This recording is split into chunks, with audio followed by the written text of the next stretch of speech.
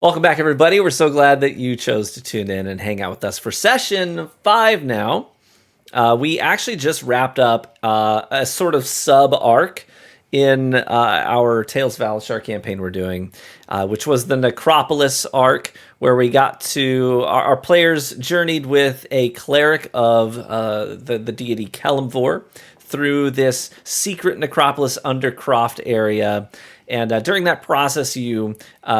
had a ton of combat, by the way. I think our last 2 sessions, there were over 3 hours of combat. I mean, it was kind of fun, I thought. Woo! Kept things interesting. We got to see you guys kind of lean into some of the new abilities that you unlocked when you started this whole Necropolis thing. You had just hit level 2, so it was fun to be able to use those new abilities. But anyways, we had this partnership with a guy named Mordris. He was a priest of Kelemvor. You journey through here. Apparently there was this... You're sort of piecing the breadcrumbs together as you go. There was this guy named Seer Linmar, who was sort of like a hero, like a full hero among worshippers of Kelemvor. But along the way, you find out that he kind of lost his faith, teams up with a priest of Lathander, a different deity, because the two deities, at some undisclosed point in time in the past, decided to have a little meet and greet, and which was sort of a strange thing for deities that are polar opposites. But in their collision, their little meet and greet, for them was a pretty casual event, but for here in the material plane, it had some pretty serious ramifications, including a big sort of subterranean explosion of energy that left behind this residual deific force, where you have the forces of Kelemvor and Lathander sort of swirling and colliding. Lathander is the god of like new beginnings and birth, sunrises, and then you've got Kelemvor, which is the caretaker of the dead. And so because of that, you had this witch named Ileana, who you encountered at the end of our during our last session, and she kind of gave you a little bit of information about how she had been using this deific force to take souls from Kelemvor's embrace in the dead and yank them back into the material plane and shove them back into their vessels. So that process is somewhat violent, and then she talks about how there was this avatar of a wannabe god called the Bestower that is trying to get stronger and feed itself, and this was how they were giving it sustenance. They were basically feeding it souls, because they figured, well, if we started just eating people off the streets, that would cause a problem. But if we do it this way, nobody's the wiser. Like, nobody's digging up dead bodies to see what's happening to their souls and stuff. So anyways, you foiled their evil plot. You fought Seer Linmar as a gravecaller, this undead sort of mage. Defeated him, and some ghouls and a gibbering mouther, which I am a little bit bummed, by the way, because the mouther has a ton of things like status effects that it can inflict on you guys. And Carl face tanked this thing for like several rounds and had none of the effect. He passed every saving throw. Sucker. And never got him. I mean, Carl, I was hoping like Carl could have turned around and attacked all of your party and Mordris and everything too. None of that happened. He just tanked it like a proper tank. There's always tomorrow. It's always tomorrow. Like a boss. Anyways, when we wrapped that up, what happened was Mordris kind of explains, he's like, listen, this isn't good for me. There's like no way they're going to let me keep being a priest. All this happened under my watch, which kind of sucks. But his faith is a little rattled anyways. Very good at that, was he? Well, I suppose. He has literally I think one he was job, good at it. and he was terrible at it. So he asked you to give him a few days. He said, give me 3 days. I mean, at least that's what it's going to take for me to perform the final rites over all these new deceased that we have found. So he asked you to give him some breathing space to get that done, and then speak with Captain Filligan, who's the captain of one of the ships in Shiptown, heads up a crew. He's also the leader of this makeshift resistance force in the lower city. So anyways, that's kind of where we're at now. You've just stepped out of the Necropolis, and you're breathing in that fresh sea air, which is now from your perspective. You just step out of the Necropolis, and on your left you can see the ocean, which is perfectly calm, perfectly still, no waves, no nothing, but you can breathe in that sea air. And at this point, though, some stuff is changed because you have now spent days like bathed in this deific force. You've been literally surrounded by godlike energy for days. And during that time, you were go, go, go, like constant combat. You were pushing your bodies, your abilities and skills to the limits. And it's sort of awakened new abilities in you. So I figured we'd go through. I think this is great for listeners to sort of, who are maybe new to D&D, just to see how progression works. Like, how have your characters changed and grown? So I figured we just go down the list, maybe start with Thera and see how Thera's changed and what's new with her. And also for me, because I'm still trying to learn. There's so many rules with D&D, and it's just a lot. So, okay, so when we leveled up, I got to pick out 2 new spells, and one of them is Thunder Wave, which unleashes a wave of thunderous energy. If you've ever played Baldur's Gate, you probably know this one. Then the other one that I'm really excited about is Suggestion, which is a concentration spell. It's a level 2. So you get to suggest an activity to a creature that you can see within, I think it's like within 30 feet. And it can't be something that can harm them, like, oh, stab yourself in the chest, but it can be like, hey, hand me that key to my jail cell, or stop fighting, turn around, leave the room. Or maybe Thera will find some fun ways to mix it up outside of combat as well. Yes. And then I picked what's it called? You get access to subclasses. Yeah, a lot of classes get a subclass at level 3. So we were going over this when we were trying to figure out what would be a good subclass for Thera, and my wonderful DM of a husband was reading to me the subclasses, and he stopped at one, and I was like, I want that. So I'm excited to talk about this. So I chose Wild Magic. And with Wild Magic, there's 2 things that you can get. One is the Tides of Chaos. And it says you can manipulate chaos itself to gain advantage on 1 d20 test. So that's kind of the rules for that. But then the one that is it's silly fun and could be really interesting to the story is Wild Magic Surge. And this one, it's like your spellcasting can unleash surges of untamed magic. Immediately after you cast a sorcerer spell with a spell slot, you must perform a charisma saving throw. DC 10 plus the level of the spell slot expended. If you fail the throw, roll on the Wild Magic Surge table. And the Wild Magic Surge table it's a D100. And it has some really ridiculous things. Like, you can literally just teleport anywhere, or a random creature has been poisoned, or you turn into a sheep, or a unicorn is now following you around. It's really just the silliest things that I think fit along with Thera's chaos. So I'm excited to see how that gets played in the story. It definitely sounded right up your alley, like with your character, with Thera's character being this chaotic, neutral character. I also think it fits with her background that she was kind of expelled from her kingdom at a young age, where she didn't really have a good grasp on her magic yet. She wasn't very mature with it and didn't really understand her magic. So it's kind of this idea that the magic itself isn't refined or well tuned. And so she's just kind of like, it's like that Moon Knight random bullshit go meme where it's just like she's throwing out the magic and hoping something works kind of thing. Yeah. And, you talked about in session 0 about your character's background. You talked about how Thera found like the really structured, noble lifestyle kind of stifling was the word you used. Yes. And so this also does, I think it plays into your character well, that you're rejecting structure, rejecting order, rejecting rigidity, and embracing chaos. Yeah, I'm excited about it. Yeah. All right. What about Mr. Kelvor? So, Mr. Kelvor, being a ranger and being a wood elf, part human, growing up in the woods as he did, I was looking at the different subclasses for rangers, and I was thinking about what most sort of best fits his whole deal, his backstory, his whole vibe. So I stumbled upon the Swarm Keeper subclass, which is Keeper, it's a subclass that was added in Tasha's Cauldron of Everything book for the D&D game, beyond the regular player's handbook. And I think it sounded really right up his alley. Basically, as a Swarm Keeper, you have sort of a connection with nature, and which Kelvor does.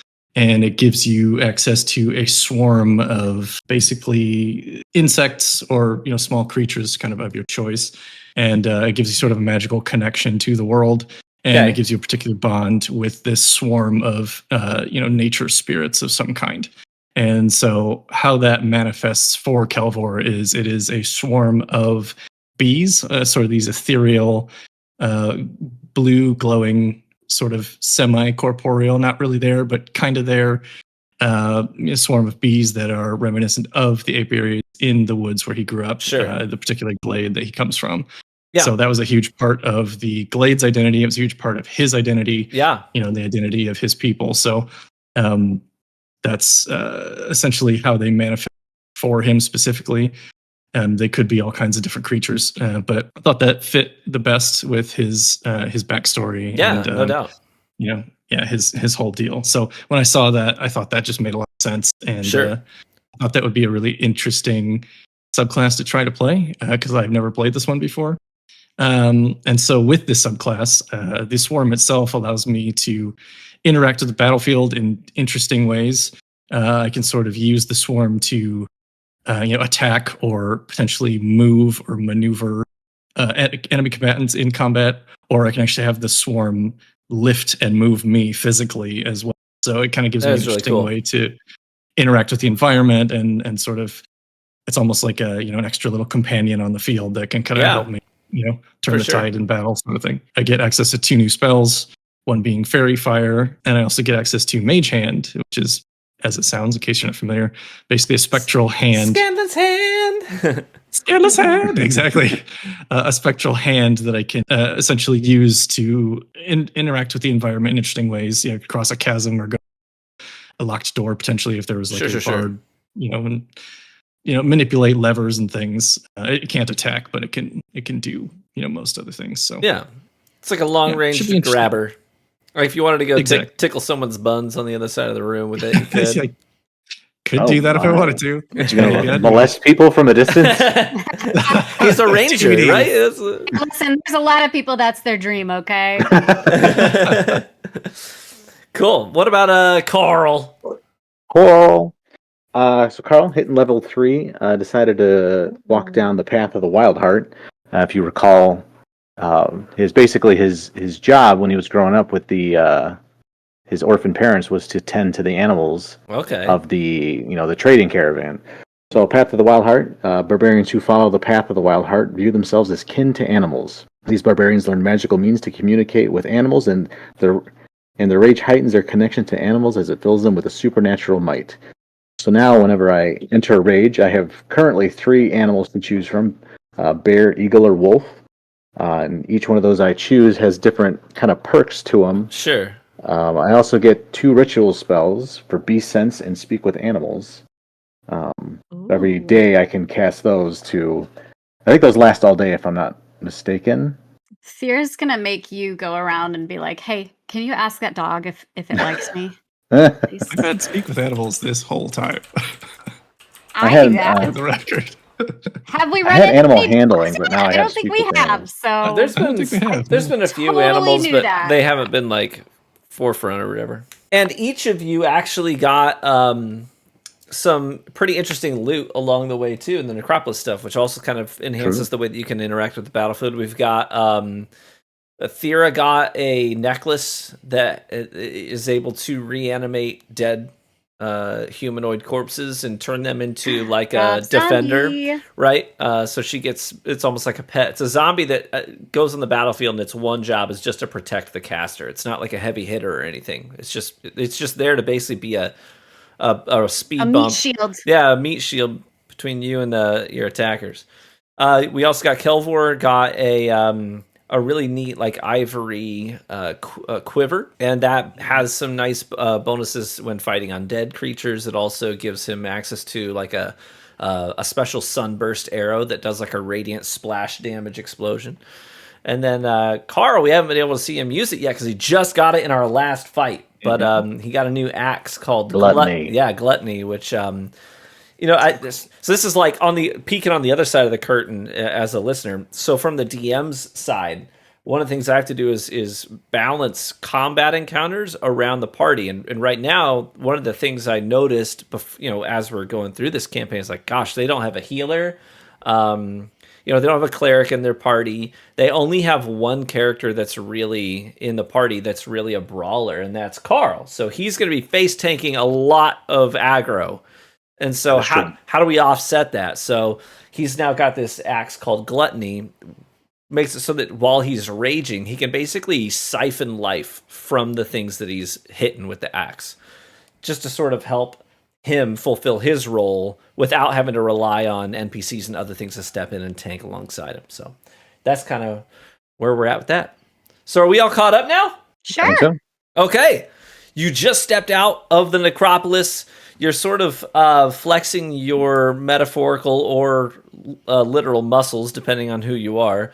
Kind of coming to terms with what's just awakened in you and how you feel yourselves growing and changing and getting more powerful. But you're also on a heading. So it's it's a little after midday at this point. It's in the afternoon, middle of the afternoon. You have a heading, so you kind of are trying to follow up on this Night Hunter urban legend, shall we say. Because, you got the impression this is sort of a tall tale, but then while you were down there, you kind of had an encounter with a creature that was kind of far away from you. Mordris encourages you maybe follow up on that, see if, the Night Hunter story might not be real, but there might be some truth to it that could shed some light on what we're facing here. The only lead you have on this Night Hunter is a story that was told to you by a somewhat crazy old lady. And the lead that she gave you was basically to chat with a prostitute named Elsie in the trade center. And she was familiar with a guy named Donalus who had an encounter with this Night Hunter. So that's your current heading last we played. And there you are. So is that what you're doing? What do you do as you step out of the Necropolis? Okay. The brothel is in the that big building, right? It's in the big building, the trade center. Yeah, so if you pull up that map of Calavos, which is probably just a handy thing to have nearby. I have it pinned in the Discord if you need it. And there's also a map of the interior of the trade center as well. Do we know if this chick is working right now? Well, you said it was midday, right? So I'm assuming she probably won't be out to. It's a brothel. Time. It's probably open all day. You're welcome to stop in there. I guess that could be, yeah. If I know a thing or two about brothels, then I'd like to think I do. I was going to say, we should probably send somebody in who knows what they're doing. Yeah, no doubt. If we all go in, we're probably going to freak this girl out. We haven't really rested since our big encounter, right? Is that something that we want to consider doing, or we want to wait until evening? Well, you want to rest in the brothel, don't you? You sick freak. That's not what I was suggesting. But maybe. Porque no los dos? I'm just. I'm not anticipating any trouble per se, but resting before too long wouldn't be a bad idea. We could probably take a short rest, right? If you want to sit down on the little edge of the boardwalk and dip your toes in the water and take 5 for a second, you probably could if you wanted to take a short rest. We can come up with a plan, right? Yeah, I think that sounds good. So what is this chick's name again? I'm terrible with names. Elsie. Okay, I thought it was Elsie, and I'm very proud of myself right now. I just said it, so. I know, but I thought it was that name. Okay, before I said that. I couldn't remember Mordris's name for weeks, so. You were with him for 2 days. It felt like weeks. He has that effect on people. Okay, so here's the thing. As a woman, as the only woman in this party, I feel like if we all approach Elsie, we're going to freak her out, especially if she's at work. I think one of us needs to go in undercover. Which one of you perverts is going to volunteer? You're the most suggestive of all of us. If anyone's going to be undercover, it would be you. You want me to go in there? Most charismatic. Yeah, you're the most. Maybe she doesn't judge. We really just need to get a lead on Donalus, right? Because he's the one that had the encounter, as far as we know. Here's the question. Do you trust me to go in there? I mean, sort of. She makes a good point. Hmm. I mean, we could just go in and ask for her if she's even there. That's true. Or I can go in if nobody else wants to do it. This would be a new experience for Kelvor. Let's put it that way. Are you sure about that? He's spent his whole life in the woods. I think it'd be a fairly new experience. Oh, I'm all for you having this new experience. Do you want one of us to go in with you? We can make it a threesome kind of thing. Oh my god! I'll go in with you. That sounds like a great idea. Oh, this will be fun. Sure. Oh, this will be fun. Okay, so roughly an hour passes as you kind of take a short reprieve, kind of chat over your options. You make your way just down the boardwalk and in front of the trade center. So it's just a giant open, like you think a huge barn door, basically, just that leads into the trade center. If you're looking at the map of the trade center, it would be the entrance on the right side of that picture. Grog Bottom is the bar right at the top, and then on the bottom side of the picture is the brothel with all the beds in it. Mm-hmm. So, y'all walking in? Who's walking in? Carl, what are you going to do while we go in there? Maybe I'll just hang out outside. Go get a tankard of ale, Carl. Room. Yeah, I was going to say maybe that then. Maybe I'll walk across and just grab a drink. Okay, all right. Well, you have fun. Maybe ask around for some information. Information on what? If you sit down at the bar, you can, for 1 piece of gold, you can get just a standard small tankard of ale and a hunk of meat. Basically, just some poultry on a drumstick. Ooh, love that. All right, let me spend a coin here. All right. So Carl goes off to Grog Bottom. He's sitting down. He's got a tankard of ale at the bar, munching down on some meat. The other two of you? We're going to head into the brothel. Since you've never been to one of these, why don't I do the talking for you? That sounds good. So you, as you're approaching the brothel, the street sort of just outside the brothel. The girls that aren't currently in rooms with clients, they're outside, kind of working the street, right? Showing a little leg, chatting up people who are walking by.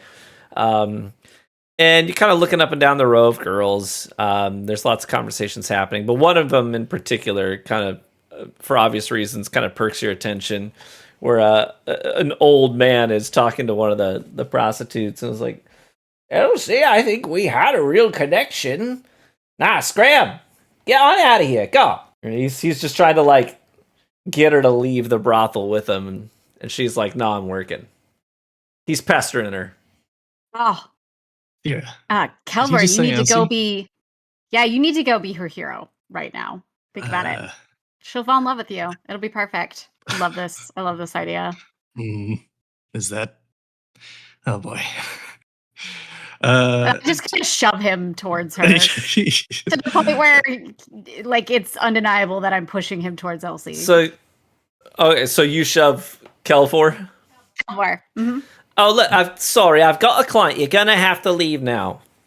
Oh, but Elsie, you could just come home with me. You don't have to work here. Sorry, friend. I believe the lady has asked you to leave. And I come over, I put my arm around Kelvor, and I'm like, yes, he's a virgin. This is his first time. This is really, really special for him. So just visibly facepalm. Elsie, like, picks up a leg and literally gives this guy a swift kick in the rear. And he kind of like, oh, fine. I'm going. Just stumbles away. Yeah, don't come back without any gold. What can I do for you two? Are we thinking a threesome? You know, I've got some experience in that kind of thing. Oh, I'm just here to watch. I've got experience with that kind of thing too. Perfect. Did we overhear your name correctly? Are you Elsie?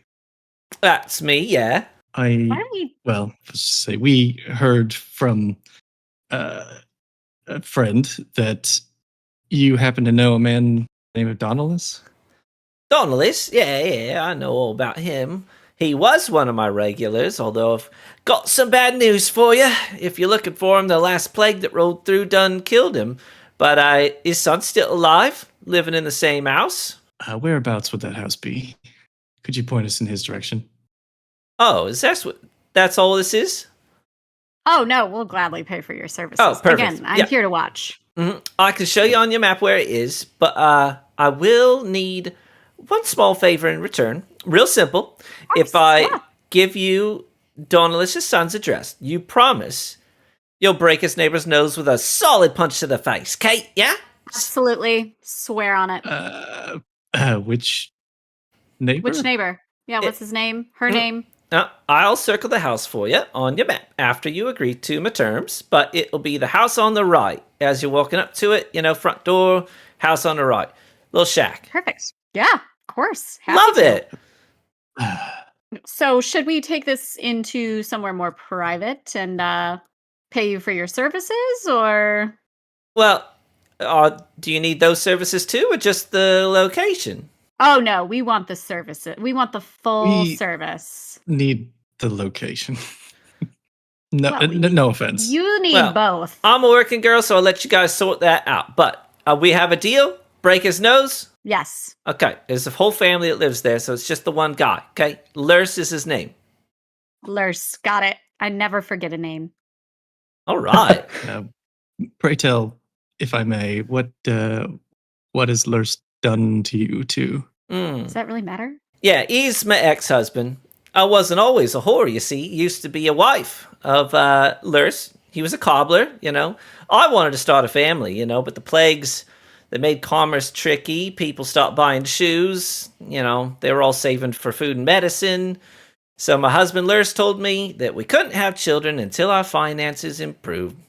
So I worked, day and night, round the clock, making shoes, doing repairs for clients until he tells me shoes may be hard for people to justify, but people will always need... Sex! Yeah, I could tell she was a smart one. Just look at her. Mm-hmm. Yeah, he tells me I ought to start working the brothel at nights, make some real money for us. I didn't want to do it. I refused. But for weeks, he kept insisting this was the only way he'd consider having kids, if we made enough money to support him. So eventually, I caved. I came here, started working just a couple nights a week, started making decent money. But you know what? He couldn't even look at me. He wouldn't touch me anymore. Eventually told me I was spoiled. I'll never forget it. He said, how can I have children with my neighbor's favorite bedmate? He said, even me best mate slept with you at this point. So he kicked me out the house, kept all the money I made. I had nowhere to go but here to the brothel. They put me up full time, gave me a bed, been here ever since, But here's the worst part. You like this, okay? He got himself a new wife. He got himself 2 little daughters, and he's a regular here at the brothel. Won't sleep with me, obviously. So he gets to sleep with a bunch of women, have his precious little family. Meanwhile, I can't have kids anymore. So my dream died, and he gets the best of both worlds. So that's why you're gonna crush his nose. Gladly. That does sound like quite the I mean, I didn't really need a situation. reason other than you asking. I'm happy to do it, but yeah. Yeah, he's dick. Questions. Do I have to stop at crushing his nose? Can I have some fun with it? Perhaps we start with crushing his nose and just see what happens. I mean, as long as I've got deniability, be my guest. Anyway, he lives right here. She circles a house. If you're looking at the city map, there's like a cluster of homes, literally just back the direction you just came from. There's a bunch of them just above the Necropolis, and she circles one that's sort of deep in the thicket of homes, and then she circles the one next to it as well. That's the Lurses right there. Okay, perfect. Thank you for your time and for the information. Are you sure? So, Keldor, this is your chance. Yeah. I mean, pop that cherry. I don't have to watch. I, again, visibly facepalm and just turn around and walk towards the bar. Bye, love. Come back if you need something. Yes, wave without turning around. 5 out of 10, something like that. All right. Thank you. Well, if you two are close, you could always do him the favor too. You know what I'm saying? Don't do anything that you're good at for free. Ain't that the truth? Mm-hmm. Yeah. Yeah, you're smarter than he gives you credit for. I know. By the way, Nell. That's Dawn Alicia's son's name. That way you don't show up there being like, not knowing anything. Lurs. Nell. Don't punch Nell. Punch Lurs. Punch Lurs. Or whatever else you want to do to Lurs, that's fine. And then Nell. Yeah. Perfect. Love it. Thank you, Elsie. You are a gift. Bye, love. Oh. Okay. Kelvar, why don't you go find Carl, what he's gotten himself into, and I'm going to take a look at this map and figure out where we're going. She told me the neighbor's name, so once you guys come back, we should be ready to go. Sure, can do. I'll turn and just keep heading for the bar where I believe Carl went in. And on that note, I need you guys to head into general for a minute. Oh. And I'll pull you back in a second. Secret stuff with Thera. Secret stuff with Thera. Okay, so you remember our last episode. I don't know is it in the recording? It's not in the recording. No, so this is purely secret at this point. So we kind of talked last time about how some of the stuff they should not be able to hear and understand, and that way they truly don't know what's going on. And the moment Mordred said, "Give me 3 days, don't tell anybody," I was like, Thera's gonna tell somebody, because yeah. But I am not evil, so I think I'm just gonna choose a random person here in the vicinity. So can you kind of describe some of the people around me, and maybe I'll pick somebody? Yeah, absolutely. So you're standing with your back to the brothel now. So right in front of you are those 2 rows of stalls, like vendor stalls. There's all kinds of goods being sold there, and that's the main thoroughfare down which there is just a constant flow of people. Think of like you're at a busy farmer's market. So there's people moving in both directions, visiting the stalls. There's lots of chatter. And then across the way is Grog Bottom. You've got an outdoor seating area. Beside that, lots of people sitting down, having drinks, clanking tankards. There's lively music being played from inside the bar. And then off to your left, there are 2 stores. Well, there's a store that is, the finery store. It's like the one where you got the string for Junie. That one's just beside you to your left. And there's some people going in and out of there. It's not quite as busy as the main thoroughfare. And then beyond that is the bar Defiance, which is pretty closed door. Bouncer at it. So there's people out in the common area, like eating food and listening to the music, right? Yeah. Okay. So is there a table that has like a good amount of people sitting at least a couple people? Yeah. So let's say you just meander across the gap over closer to Grog Bottom, and there's that big common seating area up there. Let's just say that the first table on the map there, from your perspective, that you would hit. It's like the bottom right corner one. It's a longer table with a bench and just a bunch of seats around it. Let's say there's just a big rowdy group of dudes hanging out, having some I'm not going to get too close. I'm going to use my message, which allows me to whisper a message that the target and only the target can hear. Okay. And they can reply, and only I can hear. That's a cantrip. So I'm literally going to pick one of these random guys just eating there. And I'm going to use message to literally tell him everything that happened with us in the catacombs. Just this random How long can message be? Does it have like a length limit? Is it like 60 words? Or 1 round. 1 round is, so basically you're thinking of 6 seconds. Okay, so... Out. You've got 6 seconds. Okay. So when I say go, here, I'm going to pull out a stopwatch. I remember like half this stuff. Okay. All right, you ready? No! I don't have my notes. So you're collecting your thoughts. I'll give you a second before you're on a time crunch though, because the guys are going to be coming out of the bar real soon. Okay. Tell me when. On your mark, get set, go. There is an evil power in the catacombs that Mordred, the catacomb guy, is hiding.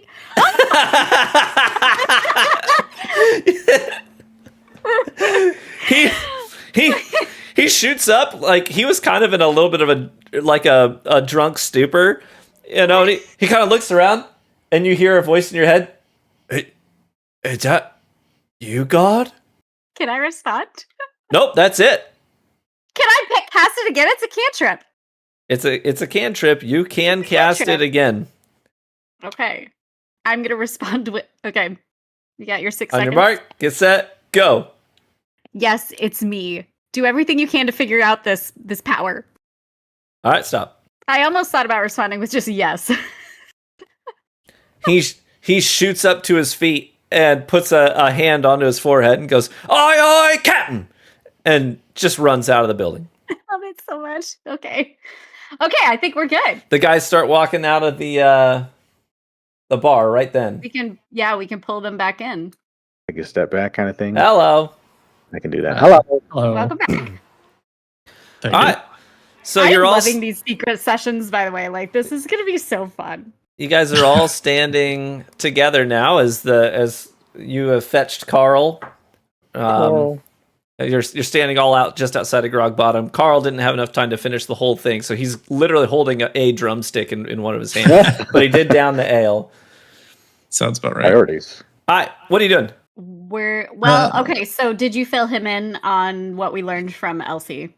No, but essentially, as we're standing here together, so we found out from Elsie that Donalus died, but his son lives just up the hill from the Necropolis. We're going to go pay him a visit, see if he knows anything. And also, she asked us, in exchange for the information, she asked us to punch Donalus' son's neighbor, which is her ex-husband, who was a dirtbag. Long story short. Yeah. Who's going to do the honors? Or we just play it by ear? I was going to say, I feel like this would be a what is your situation. What's your strength value, Steph? Because to break someone's nose, I mean, you got some solid contact here. You got to put some weight behind that thing. For the record, I've already got plans. Okay, I'm a +0 on strength. I've got plans. Okay. What did you think I said? I thought you said you got plans, and I was confused. I do. I have plans on what I'm going to do. So you guys are chatting about this as you're walking, by the way. So I've got you now progressing towards Donalus' son's house. Who has higher strength? Probably Chris. Or Carl, excuse me. Definitely be a Carl thing. My strength he never even talked to Elsie. I mean, you can punch him, but I'm jumping in on this as well. Carl's lawful good. How does Carl feel about this arrangement? Well, if hearing the explanation of like what a dick that guy is, I don't really think I would have a problem giving him a swift, punch in the nose. Yes. See? Yeah. Okay, but I get to have my fun after you punch him in the nose. Deal. I don't know what that means. Oh, I don't either, but we're going to find out apparently. Okay, so you get to this little intersection right at the very last ship, which is a huge ship, by the way. You hear lots of rowdy dwarves. You hear tankards clanking in the remnants of that ship off to your right. You take a left at that intersection, move up a couple of rows, and cut into this group of houses. And you now find yourself... think slums of London in the late 1700s. Okay, that's kind of the vibe that you've got going on here. Shacks. You're going to be a Jack the Ripper? Maybe. Maybe. But the streets are not paved or cobbled or anything. It's like there's some little puddles around. It's not a nice part of town. But you come up to a shack of a house that is the one that Nell resides at, and then you can see the one just next to it on the right, which is be Lursa's home. Should we just get Lursa out of the way?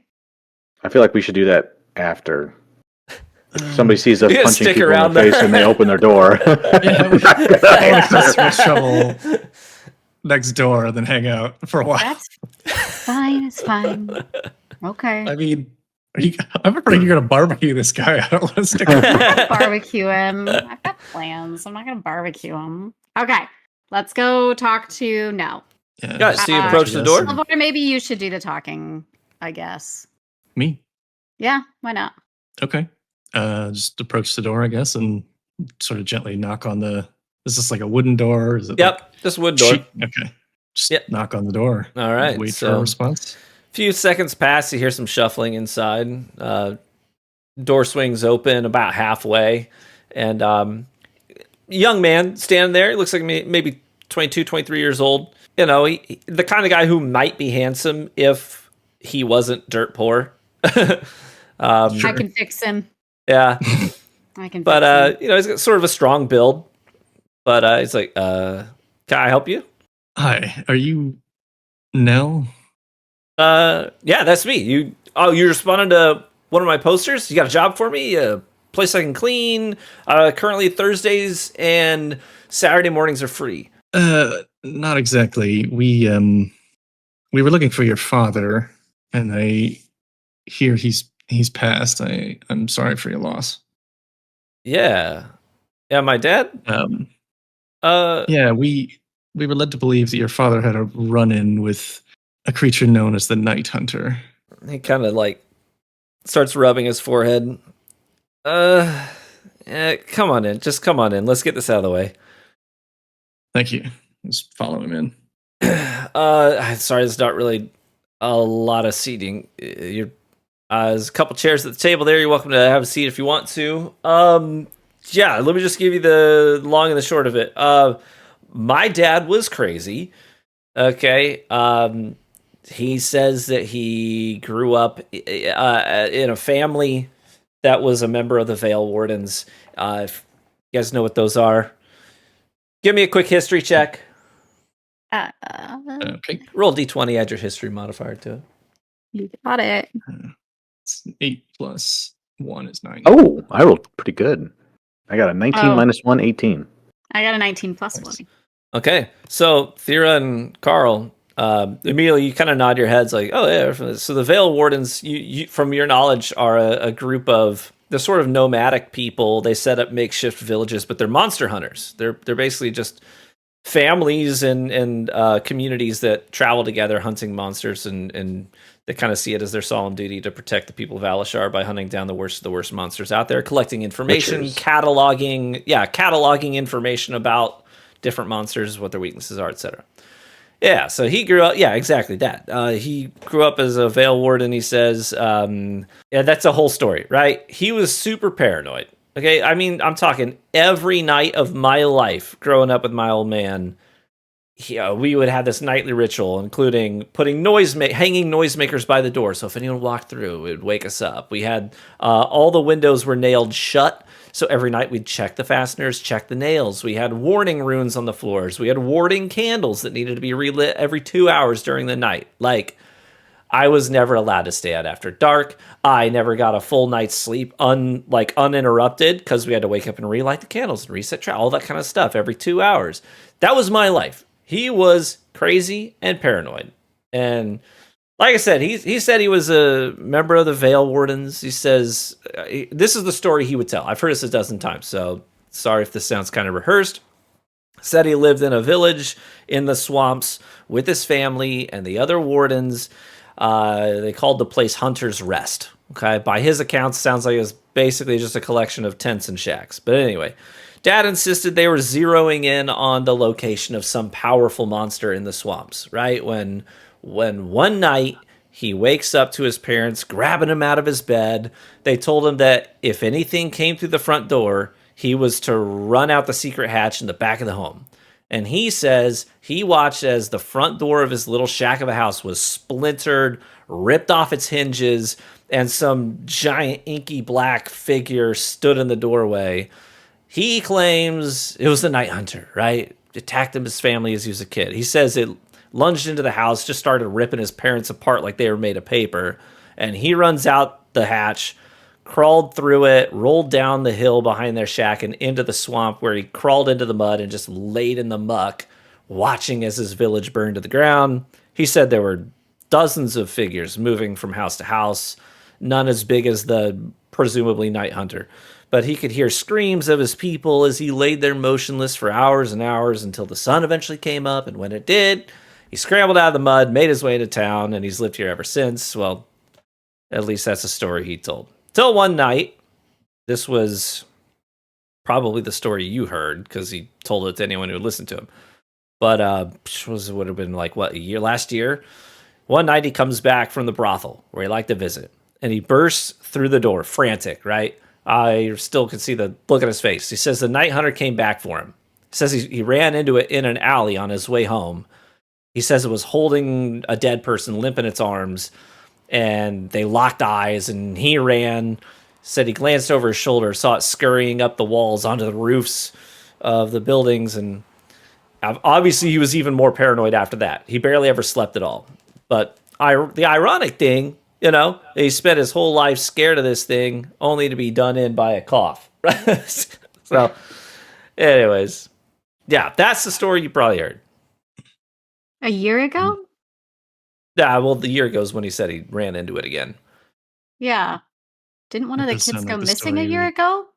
What kids? One of the orphanage children. I mean, it's Calavos. I don't know. Shady shit happens all the time. So after this encounter, you didn't hear anything about a missing child. I mean, I was basically a shut-in until my dad died, which was, I don't know, it's been a couple months now.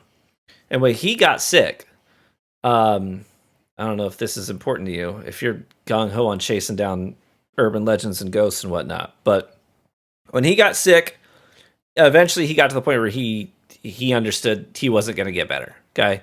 And he insisted that if he was going to die, he was going to die where his family did. And he was hell-bent on going back into the swamp. And he swore he knew a safe path back to the village. But he died before he could ever make an attempt to do that. But wardens are weird people, right? They've got their own customs. And since wardens have short lifespans, due to the nature of being monster hunters, they're notorious note takers, since usually other people finish the work that they start. So every day, wardens record any new information, and at the end of the day, they, and he kind of air quotations, table it. So he walks over to the small dining table in the room, and he continues. He says they store their knowledge in these secret compartments in their tables, right? So they say table it. So other wardens know how to access their logs and their records and the information that they recorded, just before they died, if they were to die. He bends down to the underside of this table and he begins to knock on the wood rhythmically. And he kind of does this little sing-songy thing in the rhythm with the knocks. He goes, "Warden, warden, monster at the door." And as he knocks to that rhythm, there's a click and a small hidden door swings open, revealing a little hidden compartment with a flimsy leather-bound book inside. And he hands it to Kelvor, who's been doing the talking. "Here, you can take this. I don't need it. I don't want anything to do with this stuff. This is where Dad recorded how to get back to Hunter's Rest. If you're planning on checking that out for yourself, I gotta warn you, my dad, if this wasn't abundantly clear, my dad was crazy. Like, chances are pretty good you're just going to get yourselves killed chasing ghosts. So I don't want anything to do with this. But if you're hell-bent on going into the marshes of Molda, I do recommend stop by the Trade Center on your way out of town, grab some cure poison and resist poison potions, because you will never make it out of those marshes alive without them." Cure poison, resist poison. Yeah, I mean, I don't believe in all the bullshit my dad said, but I mean, there's like kobolds in there, there's venomous fauna, poisonous flora. I mean, the works. What was the name of your dad's town, the village? Hunter's Rest? Oh, that's what he says. Is that just in the swamps just south of here? Yeah, marshes of Molda. So, yeah, he kind of opens up the book and points to a page. Crass drawing here, but the winding road that takes you up out of town from the lower city. I'm assuming this is probably the way you came in to Calavos, but he kind of outlines some instructions here just before you get up to Julian's Keep. There's like a path that breaks off. It's like some secret safe passageway through there. It's all in there. Thank you for this. Did you say south or north? No, I'm sorry, north. Listen to what I mean. Not what I say. Gotcha. A la Norte. This information is very helpful. Thank you for your time and for the book. If you're sure you could part with it. Yeah, listen, and I certainly don't mean to be rude or mean or anything. I don't want anything to do with this stuff. So take the book. I don't care what you find out there. If you find nothing, tell me nothing. If you find something, tell me nothing. I want to live a normal life. I've been shut in here my entire life, and I don't know. I'm ready to move on. All right, I can certainly understand that. I'd like to just sort of give him a curt nod and then offer him a gold piece in exchange for the book and the information. Heck yeah! Thank you. Yeah, thank you, friend. It's also, do you know your neighbor's home? Well, which one? What was his name? Noel. I'm Lurs. Oh, Lurs. Yeah, I'm assuming so. I mean, he's a bit of a deadbeat, so he's probably home. Did you say there was one more thing you wanted us to know? Oh, he's kind of turning the gold piece over in his hand. On second thought, if you do need anything else, you can feel free to come back. I'll answer anything you need. I appreciate your time. Thank you. Yeah. Good luck. Oh, that, poison. Resist poison. Cure poison. Poison. I can't stress that enough. Yes. Just write that down. Perfect. Thanks again for your time. Yeah. Have a good one. Hair. Thank you. All right. So we'll step outside and kind of talk before we move on. Okay. Calvor, you're good with, you've been journaling this whole thing since we started. Wasn't there a child that went missing a year ago? Or am I According to my notes, the first child went missing about 8 months ago, which is, a little bit less than that time, but not terribly less than that time. So it lines up within a margin of about 4 months from when But he was carrying he said he was carrying a dead body. Yeah, he didn't say if it was. Well, we don't know if bodies are a dime a dozen around here, apparently. Yeah, right. So we don't know that it was a child, but if this night hunter has been coming into town stealing bodies, that sort of lines up. Maybe we've been asking the wrong questions. We've really only been asking around about children. Maybe we should be asking about other bodies that have gone missing, other people maybe that have gone missing. Because we assume the children were taken alive. They were seen alive before they disappeared. Maybe we should also be asking about other living people that have disappeared. Maybe. But yeah, if he had this encounter in the alley about a year ago, and then the first child went missing about 8 months ago, that means that this, that kind of lines up with all these goings on happening within the last year-ish. Yeah, I don't think it's a bad idea to maybe ask around. Carl, what do you think? Yeah, we should definitely widen our gaze. There's more here than what we were brought here for. Who would we even talk to? I mean, I don't think the guards are going to be very forthcoming with that kind of information. Not.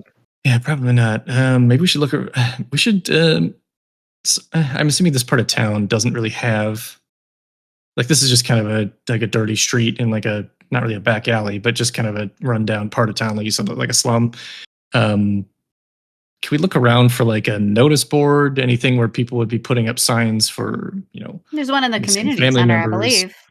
Yeah, we could head back there and check that too. I don't know if there's any others around town, but we might want to keep an eye out for those. One area we haven't really talked to yet is Shiptown. And I wonder if...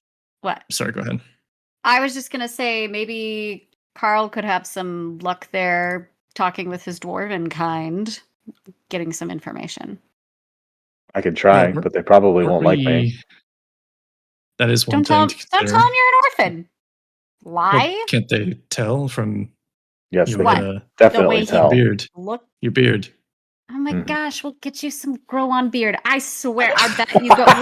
I have a beard. It's there. It's just not adorned with anything. It's not adorned. Oh my gosh. Okay, well, we just made friends with a high-class prostitute. I guarantee she's got stuff to decorate hair and beards. Well, or I'll just disguise myself again. Perfect. You could do that. I will be a female bearded dwarf. I know words. Female beard. Weren't we instructed by Monsimer more or less to avoid Shiptown for the time being? Why? I want to know why. Well, I don't suppose most people know that we're working in direct connection with Monsimer, but some people certainly do, including the guards. And because of the resistance being mainly set up in Shiptown, he didn't want us to be seen associating with them by people who know that we're sort of associating with him, because that could put his position in danger. Does that sound familiar? Yes. So maybe we wait on Shiptown. Maybe we need to go back and talk to him then and see if he can give us information about any other people going missing, if that's happening. Definitely touch base with him. Check that being said, though, him on the Necropolis. We haven't really made any headway as far as the orphanage is concerned. If he asks for an update, we got nothing. Well, we can at least sort of tell him about what's been going on under the city and the Necropolis. We're not supposed to tell. Oh, yeah. We're supposed to give him 3 days. Give him 3 days. That's right. Am I the only one who remembers the rules around here? Jeez. That's a lot to remember. You're supposed to be the noble one. You made friends with that guy. I did make friends with that or whatever his name was. Mordris. Okay, whatever. Well, do we want to update him on our night Hunter lead into the swamps, or do we just want to go check that out? I think we should update him on that. Yeah, that's probably let him know that his money is going towards a good cause. Yeah, I also don't think he has more money. Idea to do a long rest before we leave for the swamps. Oh, we also need to get those potions. Yes. So, question then. Give me a heading. You could head back the way you came, stop and grab potions at the trade center, and then where you could hit the orphanage. Yeah, we have unfinished business where we're standing. We can punch Lurs first. Oh, that's right. Oh, yeah. Okay. So Lurs and then trade center. Check in at the orphanage. All right. Check in on Monsmer and rest. Carl gets his first play. Adam, and then I'm next. I have an idea. Okay. All right, go for it. All right, so let's knock on the door. All right, and see if he's home. You knock on the door. Door swings open. There's sort of a scrawny, deadbeat-looking dude. He's got he's got breeches on and just overall suspenders, but no shirt on underneath, and one of the suspenders is kind of hanging down. Yeah, what do you want? We are bishops of the local. Maybe actually Steph should do this. What? What am I doing? You're already at the door. He's listening. You're right. We're bishops of the local church, and we are here to give blessings to all of the people in this section of the city. Would you want to kneel down and receive a blessing? I'd like you to bless my ass. And he slams the door. All right, he's gonna be like that. All right. Is the window open? I don't know. Can I firebolt the door? You're gonna cause a scene. You gonna burn this guy's house down? No, I'm just gonna destroy the door. I mean, how much of this? Can I just kick the door in? Here, let me just kick the door in. Give me a strength check. Okay. That's fine. Strength check? Or strength or athletics? Give me athletics. Yeah, give me athletics. Okay, athletics. I rolled a 14 plus 4, 18. Yeah. Nice. Wham! Door doesn't swing open. It gets knocked clean off the hinges and just lands flat on the floor. And did he get caught by that? You see him in the room, because it's basically like a one-room shack with just a curtain that separates the sleeping area. And he kind of looks shocked and surprised. And here's this giant, muscly dwarf. He spins on his heel and starts to bolt towards the back of the house. Absolutely not. Can we go like turn-based kind of thing? Yes. All right. Let me grab my die. Oh, this is going to be fun. All right, roll for initiative. Who's in the initiative? Well, everyone's going to be in the initiative, but are you guys how invested are you? I am 100% invested. You know. Okay. Yeah, it feels like there's an imbalance going on here, so I think Kelvor's bought in enough to participate. I got a 5 plus 1, unfortunately. 11 plus 3, 14. 7 plus 1, 8. Okay, so we got Kelvor, Lurs, Carl, and then Thea. All right, Kelvor, what you gonna do? He is theater of the mind here. It's a small room. Mm-hmm. The back wall is about 25 feet back. There are 2 windows, one on the left, one on the right. Okay. Yeah, it's just one room, basically. There's one support beam in the very center. There's a dining table to your right. There's a little seating area to your left, a makeshift kitchen in the back right corner, and just kind of a curtain you can basically see through. It's just like tatters with a little sleeping cot in the back. Okay. Did you say he's running for the back? Like, is there a back door that he's running for? There's no door. There are 2 windows. Oh, so he's just running to try to escape, trying to get away? That might be the vibe you're getting. I'm trying to think of what I could do to this guy without actually hurting him. Because I don't want to kill him, obviously, but I want to stop him. So I feel like I have a few options here. Okay.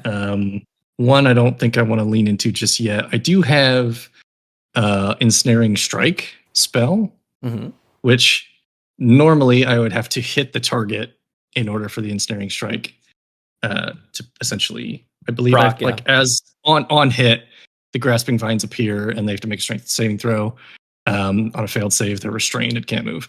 What I would like to do is, if the DM will allow it, I would like to basically just quickly, knock an arrow and fire it at his feet with the intention of, if it hits, that the spell can take, but essentially I'm aiming for the floor at his feet. I just want to ensnare him without actually shooting him. Yeah, so here's what we're going to do. Let's try and make this happen. So to pull that off, you're going to roll for hit like you normally would to beat his armor class, just to see if you can land the hit. But then I also want you, since you're trying to apply a level of pinpoint accuracy here, I want you to do on a separate dice roll.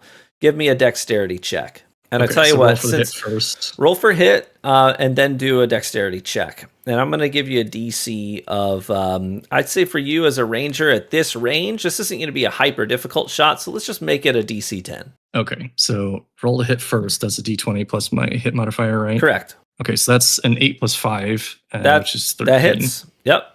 Okay, so we'll say that the attack hits, and now roll the dex check. Is that what? Roll the dex check to see if you can achieve this accuracy that you're trying to go for here, without actually hitting him, but hitting close enough to get him ensnared. Right, so that's another D20 with my dexterity modifier. Yep, beat a 10. Okay, that's 11 plus 3. Perfect.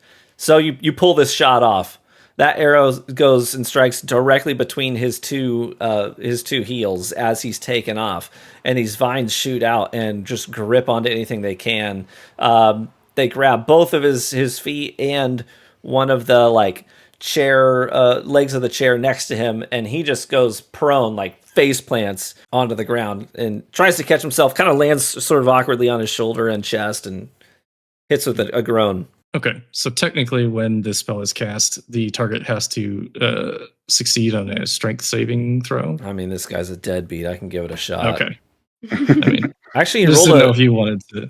You know what? No, thanks for reminding me, because I don't keep track of all your spells. He actually did roll 17. He has no strength modifier. He just naturally rolled a 17. I'm assuming that beats your DC. My spell save DC is 12. So. Okay. So he quickly just reaches down, kind of squirms his feet out from it, and stands back up. And he's ready to keep moving. He is about 15 feet away from you. So do you want to move right up behind him, beside him? You want to move in front of him real quick to try and maybe give him an extra objective to get around? Yeah.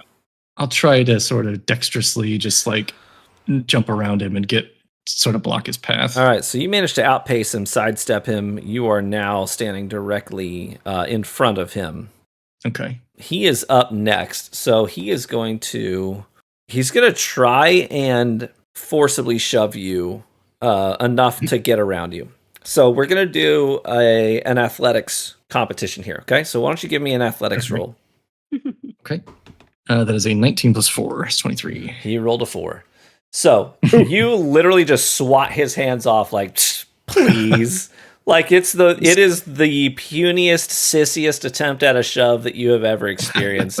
And so he realizes he's not going to get out of this easily, but he tries to just move around you and keep going. Are you going to take an opportunity attack or a reaction of some kind? Yeah, if you're going to give me the only reaction I currently have on my sheet is the opportunity attack. Okay. Can I do a non-lethal strike? Yeah. I would like to just basically quickly pull the dagger, but then flip it around and just try to bonk him with the hilt of the, So give me an attack roll with your dagger. We'll consider it non-lethal. You're using the pommel, just a. So noble. Yeah, I'm just trying to bonk him, just trying to slow him down. Let's see here. I mean, can't you just bonk him and break his nose, and then that would be the end of it? Rolled a 10 plus 5 to hit, so that's 15. That's gonna hit. Do you want me to roll damage on that as well? It's a D4 plus 3. Yes, please. Okay, let's see here. It's a 1 plus 3 is 4. All right, so you get a solid conk right on the let's say you just get him right between the shoulder blades on the back, and he kind of hollers out with this pathetic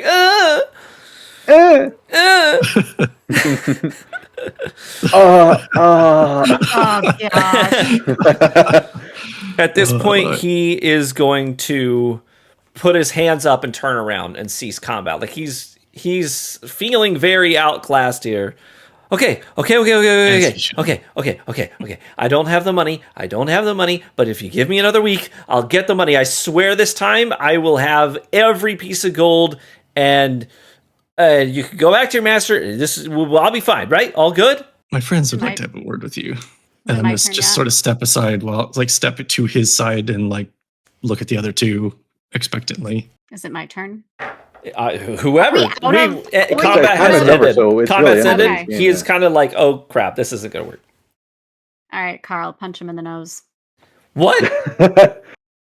I'm just gonna grab him. I'm gonna reach up, grab his collar, pull him down, and just give him a swift punch in the face. Okay. Is that gonna be strength? Give me an athletics check. I just want to just to sort of gauge how much you put behind this thing. All right.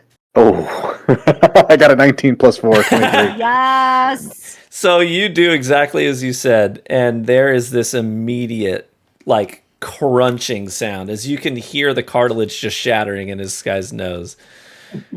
And there's this moment where his eyes widen, and you see, the pooling at the corners of his eyes of the tears, when you get conked on the nose really hard, and then he screams just something fierce. Ah! His hands shoot up. He's got him over his nose as he's screaming. Now what? Pouring out. I'm gonna walk up to. Wait. Yeah, go ahead. I'm gonna push Carl aside, and I'm gonna grab his crotch, and I'm going to shock and grasp it as I tell him that this is for Elsie. No, we're not supposed to. He's not supposed to know. Oh well. I want him to know. Oh well. Oh well. Oh well. Okay. I'm gonna shock and grasp his nether regions. Roll for damage for me. Okay, so that because he's already. Okay.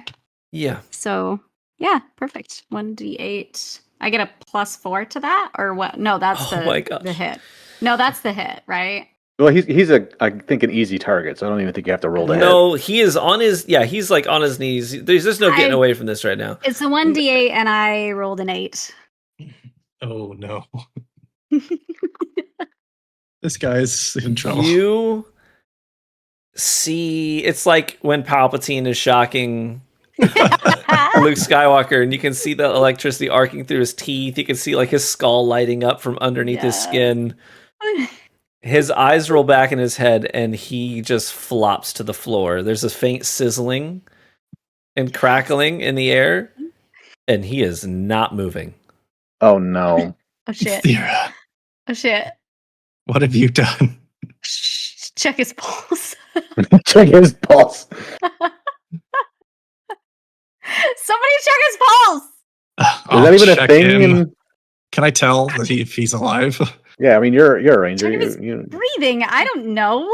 You can detect. Kill him? You can currently detect no pulse. Oh crap! Can I do a medicine check? Shock him back.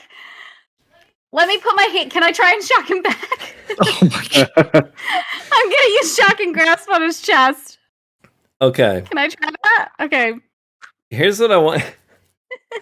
Here's what I want you to do. Stephanie, since you are doing this in a panicked, medical capacity, you tried to resuscitate this guy.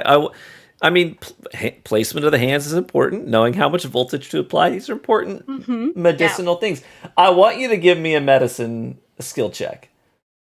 A medicine skill check? I didn't even. Oh, okay. I have a +1. That's a D20, right? Mm-hmm. Correct. Okay. I got a 7. +1, so an 8. So Can I leave the room so I don't get he kind of shakes, but nothing happens. You gonna do it again? Yeah, I am. Okay. Roll again. All right. Oh no. I got You're just cooking his innards at this point. Total, I got an 18. So in your desperation, you try again. You try to really control the kind of voltage that's coming out, which control is hard for you at this point. But you hit him with this another jolt, and he kind of just shakes, and then you hear him take a sharp breath in, but his eyes don't open. See? But he starts to breathe a little bit. See, he's fine. Okay, all right. Let's go. Let's just go. I'm good with this. Should we lock the door behind? Oh, you broke the There's door. no door. As you turn around to leave, there are two little girls standing in the doorway with their eyes wide open. Oh no, Daddy! Oh Lord. Yeah, he'll be okay. What happened to Daddy? Yeah. Her mic is cutting out, but I can hear her squealing in the other. Dying over here. I'm dying. Oh, okay. These I think I'm gonna use suggestion on them. There you go. This will be fun. I think this will be fun. Okay. Since they're tiny girls, I will allow you to use it one spell cast on these tiny girls. Yes. Okay. All right. So I'm gonna. It's a. He was like that when we found him. Go get a doctor. It says wisdom 12. So do I?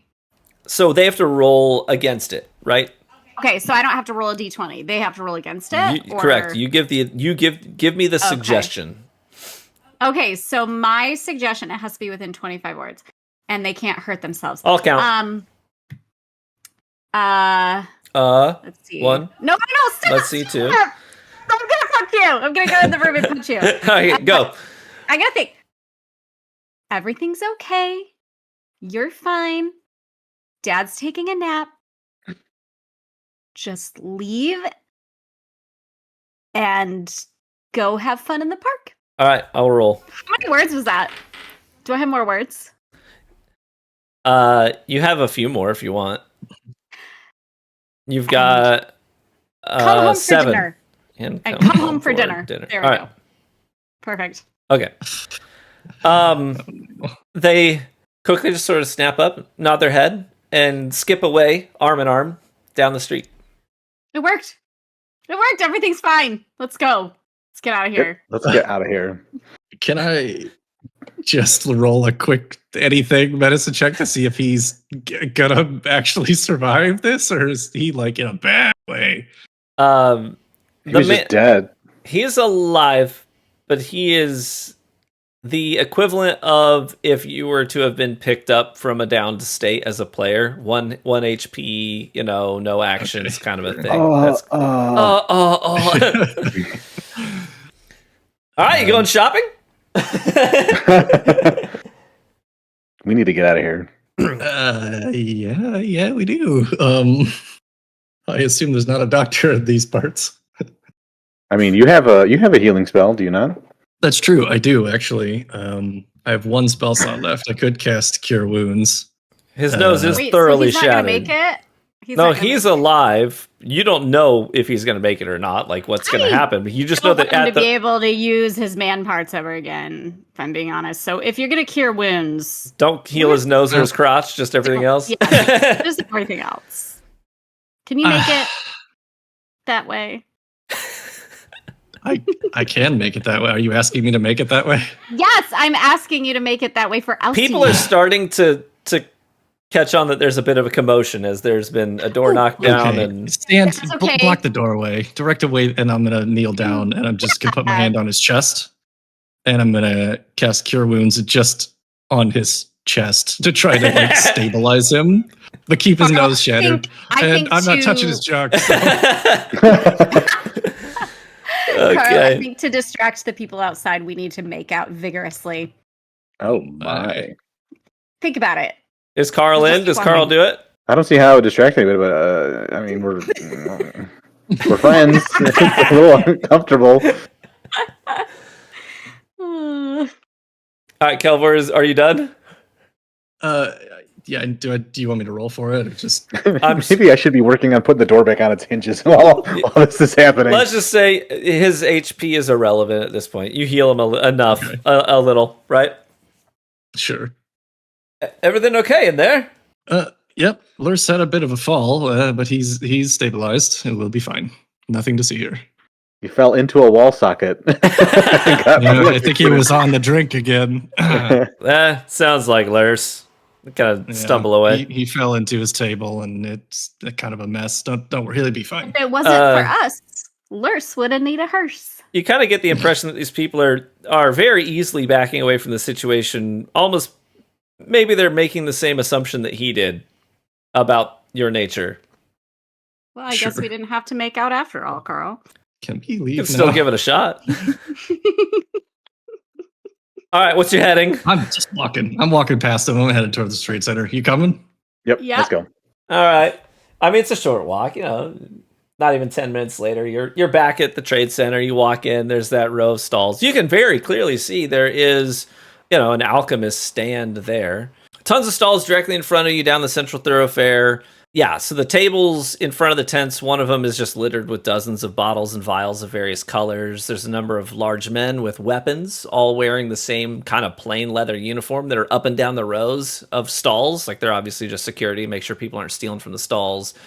And as you begin to make your way to the central shops there, you can hear music being played, from the small stage to your right where, you were just drinking here, Carl, but this bard wasn't playing at the time. She is now playing a piccolo, a couple of men playing a lute and a small drum. The tune's kind of bright and upbeat, typical bar music meant to keep people happy and drinking and clapping. But she's like, notably really good at it. Frankly, as she pauses playing the piccolo and adds in lyrics about a man trying to grab a barmaid's ass and getting conked on the head with a tankard of ale. All the kind of dudes are swinging their glasses around and singing along to it as well, laughing as well. But as you make your way in and up towards this alchemy shop, short old gnome man, glasses almost all the way down to the tip of his nose, sees you eyeing the potions and eagerly steps up to start chatting with you. Welcome, travelers, welcome. How can old Jarbles be of service to you today? I've got ointments for rashes, potions to help you sleep better, healing concoctions. Feel free to ask me anything. I'm sure we've got anything you need. Well met. Do you have potions for poisons, specifically to resist or cure them? Oh, absolutely. Here's my list of inventory here. He kind of slides a hastily, like little piece of paper that has just a list on it. On that list, it reads, these are just most of the general potions that he offers. He's got potions of healing, just standard potion of healing for 50 gold pieces a pop. Potion of greater healing for 150 gold pieces a pop. Potion of cure poison for 50. Potion of resist poison for 75, lasts for an hour. Potion of hill giant strength for 200 gold pieces. That one's quite interesting. It makes you vigorously strong for an hour. Potion of resist cold, fire, acid, all for 75 gold apiece. And potion of mind reading for 300 gold pieces. That's my gem of the crop there. Helps you detect enemies and allies, anybody's thoughts for 10 minutes. It's a high price there, Nomi. I mean, I don't remember your name, so sorry. It's quite all right. Her name is Jarbles. Jarbles. You understand? Marbles, got it. These prices are already considerably discounted as folks in Calavos don't have a lot of money to spend. You see, a potion of healing would usually be between 75 and 100 gold pieces, but I'm selling them for 50. Do you have anything that you need assistance with, friend? Anything we could perhaps trade in exchange for a discount? I would be happy to trade gold pieces for potions.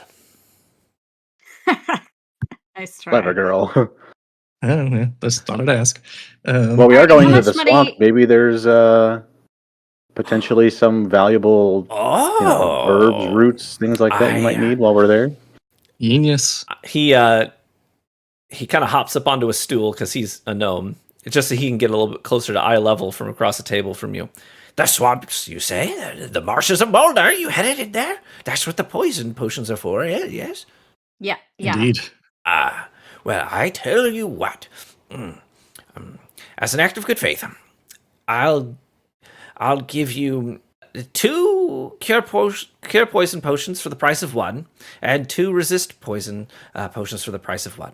If you will retrieve, he grabs this like book, like an alchemist log. He starts thumbing through it rapidly. This here. And he kind of rips the page out and hands it across to you. These are mushrooms that spore this time of year in the marshes, and very hard to come by, very, very hard to come by, but they are a key ingredient, you see, in potions for water breathing and invisibility. If you can procure those, I can make a considerable amount of gold off the potions that I can make with those, yes. Seems fair. Not a bad deal, yeah. Yeah, your terms are agreeable. Do these mushrooms have a name? Yes, they do. These are called Sylvan Stalks. Sylvan. Sylvan Stalks. Does anybody have nature like bonuses? Kale, you probably do, yeah? I think I do, yeah. I've got a +3 to nature, yeah. Okay, good. So, yeah. I have a -1, so probably not Same. me. Yeah, pretty Terms of easy to agreeable. spot. Pretty easy to spot because they look shockingly similar to Troll's penis. How many stocks do you need? How Well, many as trolls many as you penises can- have you seen? Fair few in my day. I did. I used to do some traveling work. But anyways, as many as you could find would be fantastic. But if you could at least find me, I don't know, 10, I could at least get started and make a few potions from the oils I could procure from those. You want to come with? I could probably buy a bag. Absolutely not. And you could fit in my bag. I wasn't done talking. You could fit in my satchel. Wouldn't that be? This would be so fun. What a wonderful proposition! But this old man holes. is not going into those marshes ever. Well, if you know any tiny gnomes that want to become my pet, they get to snuggle to my bosom. So think about that. If you know any, This is I getting would love weird one for a and pet. bordering on the line of racism, but I'll accept it. Can I do like a nature check to, like, would I know what the value of these mushrooms, would these mushrooms have an inherent value? Give me a nature check. Okay.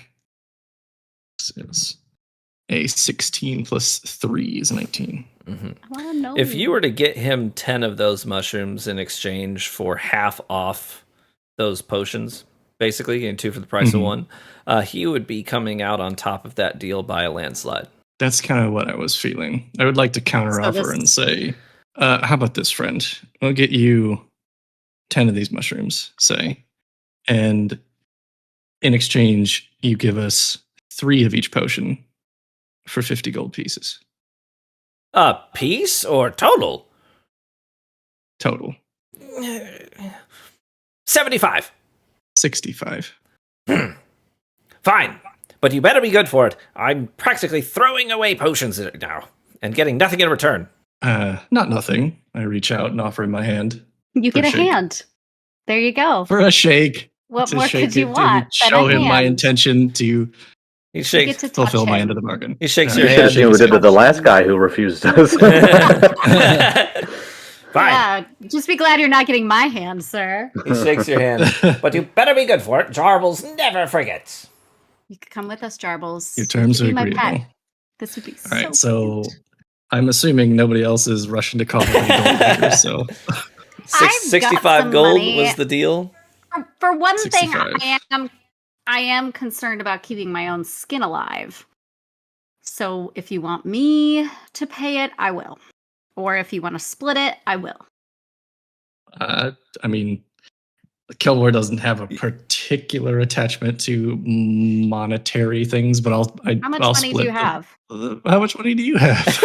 I asked you first. I have 300 gold pieces. All right. I'll gladly split the cost. Or, I mean, I'm going to look at you two as if to say with my eyes, are you going to contribute before I pay this man? Yes, I'm going to contribute. I would like to keep my skin alive. Carl. Okay. Yes, of course. Okay. So we just want to split it I'll 3 pay. ways, essentially. I'll pay 25. I'll pay 25. Okay. you I'll can pay 25. You said it 25. first. And because the I others have do 20? 400 coin. And Maybe for 20 once, each. I'm being noble. I'm being noble. All right. Yeah, so he gives us I don't 3 want of you to each ever potion, forget 3 this. cure, Never and 3 mind. resist. That Yeah. the fact that I grabbed a guy's dick and electrocuted him to death. Oh my gosh. To So we literal each have death. 1. I brought him back. So he's Garbles is he collects your money. He hands you these potions, which you can then add to your inventory. So it's 3 of each. So you each are getting 1 Each are getting potion 1, of cure yeah. poison and 1 potion of resist poison. So if you're poisoned, you could use the cure just to erase that status effect. You could then take the resist poison in advance. It lasts for an hour to resist the effects of poison on your system. So you each have 1 of those. And as you're collecting those bottles from him, they're carefully wrapped in thin cloth for you. He thanks you for your business, and suddenly this a female voice is heard right in your ear as a woman is leaning in between all of you suddenly looking down at the potions. Ooh, looks like someone's hitting the road soon if you're needing those potions. Maybe even going a little off trail, if I were to offer a guess. No, this is just that we were just heading over to the brothel. Just thought we'd grab this before we went over there. Ooh, fun. You never know. Am I right? So you regard this woman, she's a half-elf woman. Immediately you recognize her as the bard who was playing at Grog Bottom as you walked into the trade center. She's got like bright green eyes, long brown hair down in braids with gold rings. She's got this really bright red cloak that's worn on her back with the hood currently down. Her piccolo she was playing is sitting on a leather holster of sorts on her hip. This is her in the Discord for you right there. Oh, she's cute. Lord. Hello. Oh, here we go. Hello. Two of my party members are very interested in this conversation now. Oh my gosh. Yes, indeed. I'm so sorry. My name's Reva, bard of the College of Lore, she says as she gives a perfect and somewhat performative bow. You know, Reva? She regards your confused expressions. You know, drink the ale and take me home. Bosoms of Bilderberg. Lake our lust. Everybody give me either a wisdom or a charisma check in general, just whichever one's higher for you. But I want Carl to roll with advantage. Oh. Cool. I got an natty 20. Oh, no way, me too. Right on. I got a 10 altogether. We are... I was like, because I'm using the website to roll, it was a B. I'm like, wait, what does B mean? Oh, wait. Nice. B means 20. So you guys both are just immediately, your eyes light up and both of you raise a potion up in the air and simultaneously start into song singing, drink the ale and take me home. And she's like really excited about, yes. You immediately recognize these are bar songs that you've heard in taverns. Especially Carl, you did so much traveling. You've been in many a tavern. You've heard these songs dozens, if not hundreds of times. And you're now piecing together, this is the artist that wrote these songs. Whew, had me worried there. I was even less popular than I initially thought. Apologies. They don't play those kinds of songs in Havendale.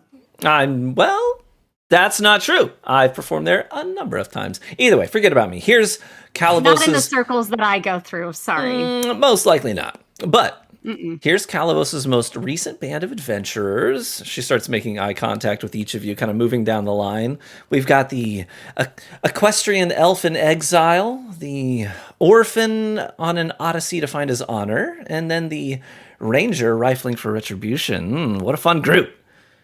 How do you know all this about us? I am immediately taken aback. She absent-mindedly sort of whips out a small notebook and a quill as she's talking, as if she's like stricken with some sudden inspiration, furiously scribbles down a couple of quick notes and shoves the notebook back in her satchel on her waist.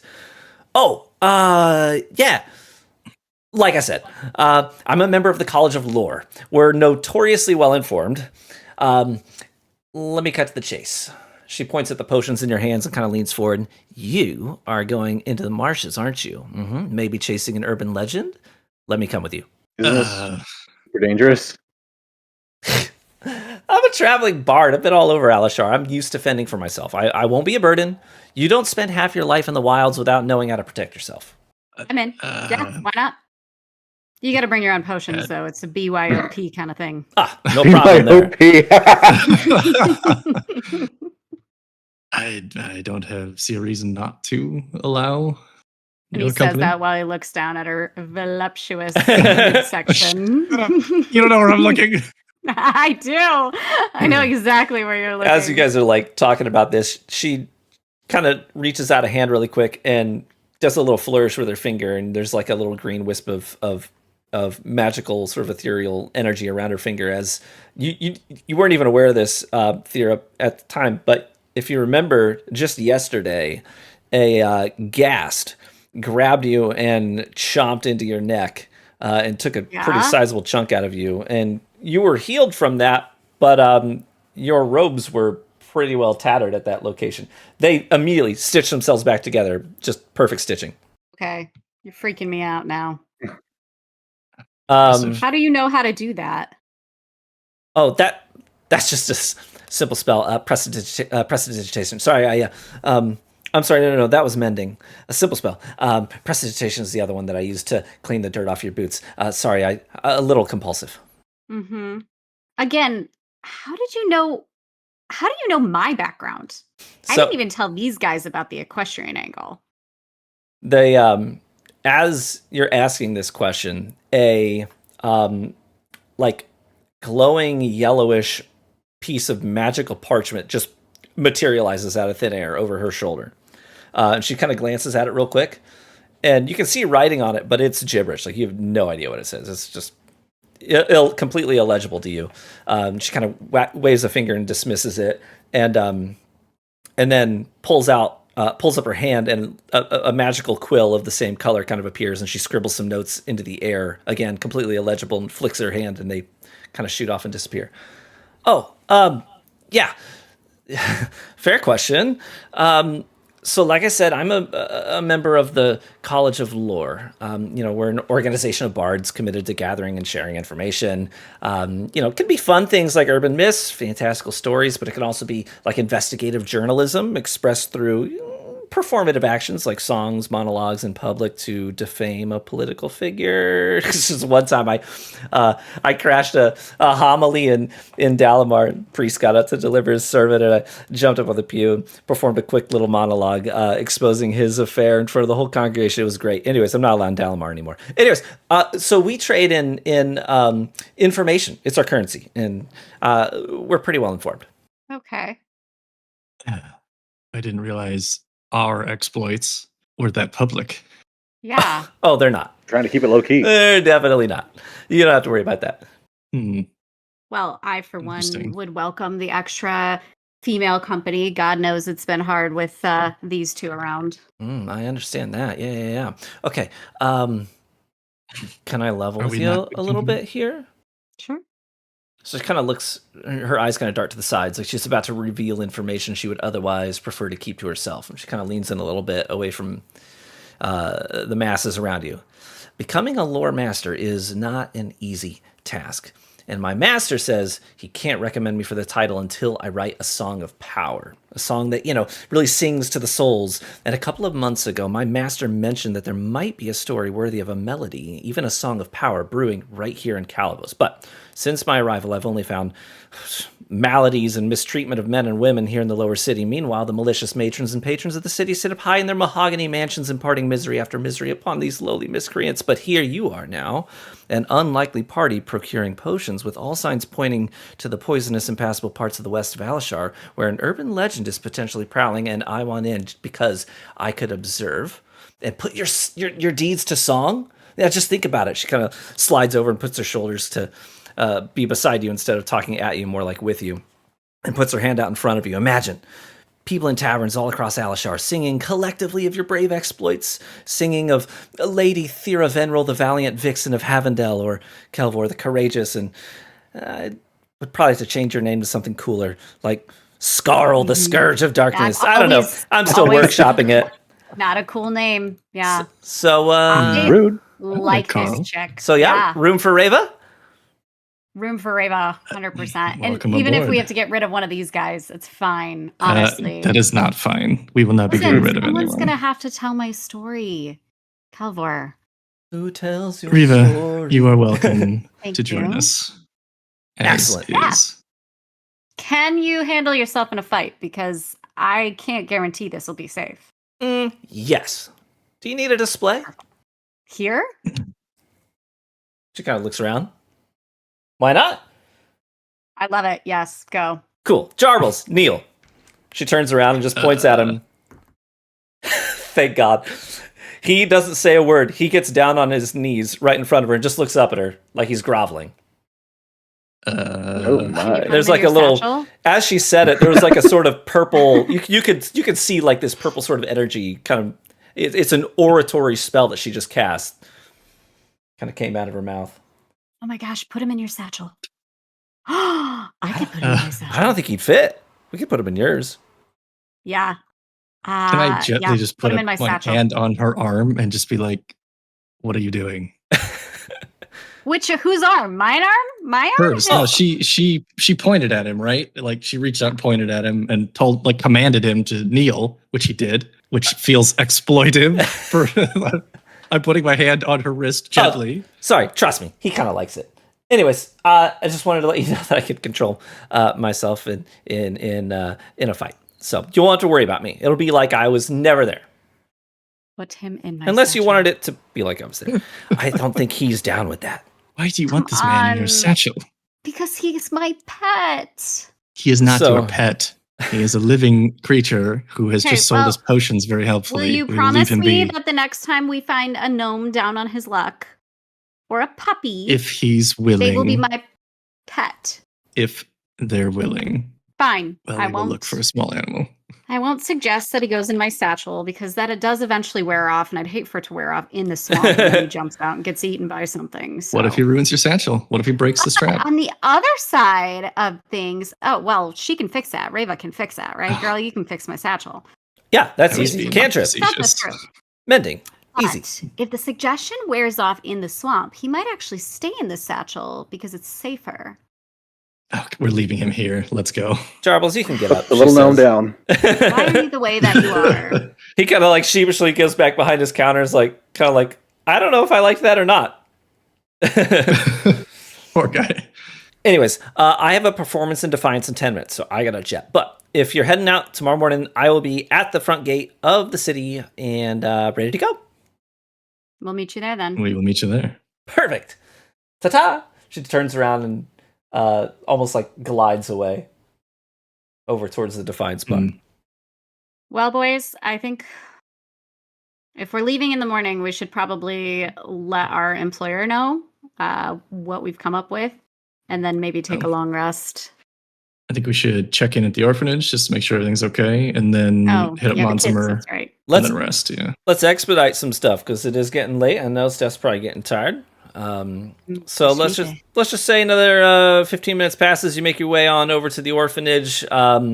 Junie was super excited when you guys walked in. She kind of ran in from the kitchen area because she was helping clean up from dinner, washing dishes. She had a soaking wet apron on. She rips it off and tosses it on a chair and runs in, gives you each a big hug, talks about how excited she is. She's sorry I was doing dishes. I'm so happy you're back. I was worried. How are the snacks I packed you? Did you fight any cool monsters? Oh my gosh, that axe looks wicked. Oh, can I shrink her and put her in my satchel? I just love her. You'll have to tell me everything. Hang on. Let me go get the bracelets I made you guys with the string you got me. I made them really quick. Let me go grab them. I'll be right back. And she runs upstairs. Miss Sarah is also going to express her gratitude to see you again. Kind of chuckles at Junie, says she's been looking out the window all day, intermittently, to see if you guys were coming. She also says someone showed up, has been in the study all day doing some paperwork, and insisted that she show you in there when you arrived. And she just motions to the door to your left, which is the classroom.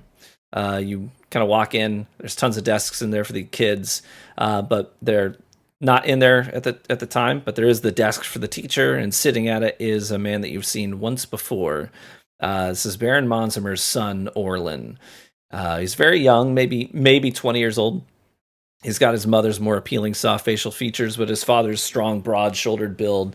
As sees you come in, quickly puts down his quill. He was what you would consider an attractive human male. Yeah.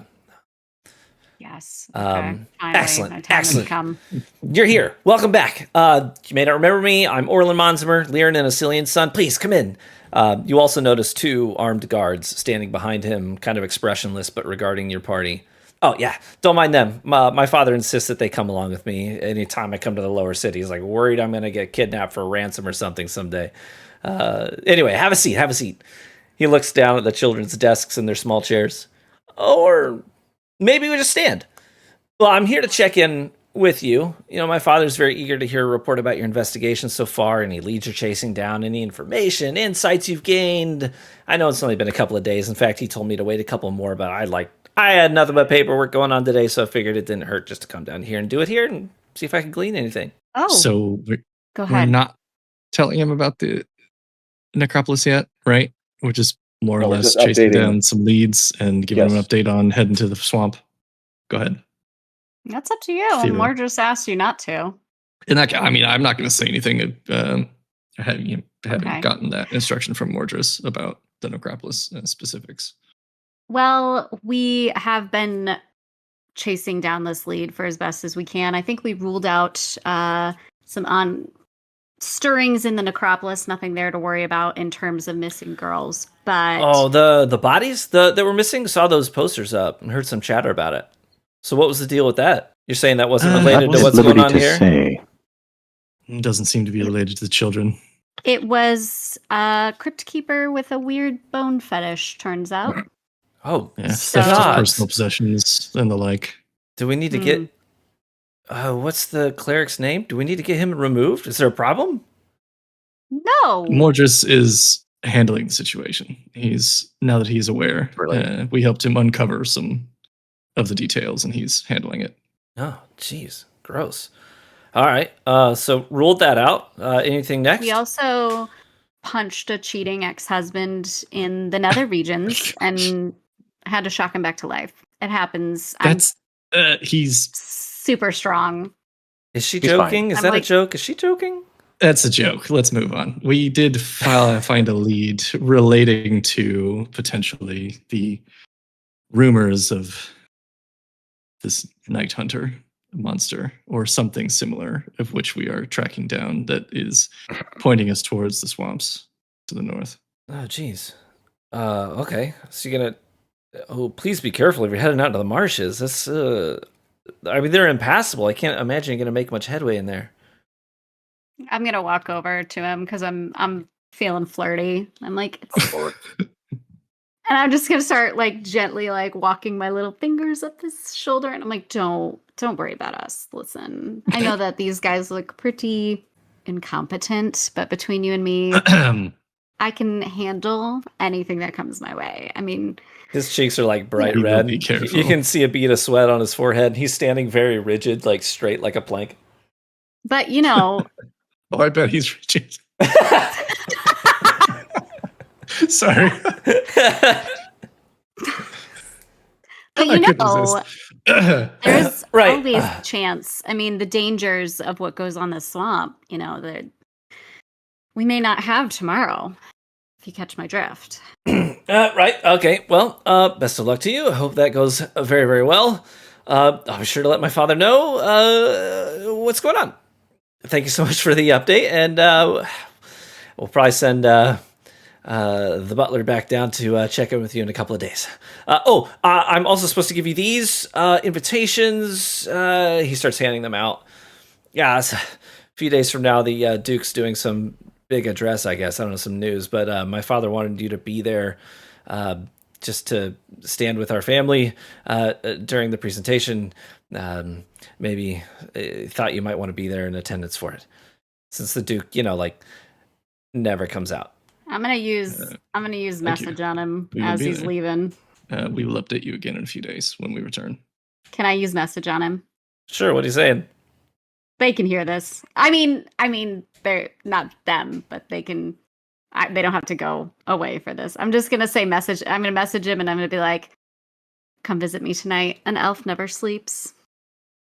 Ew. You hear? Ew. You hear? Gods, I have a girlfriend.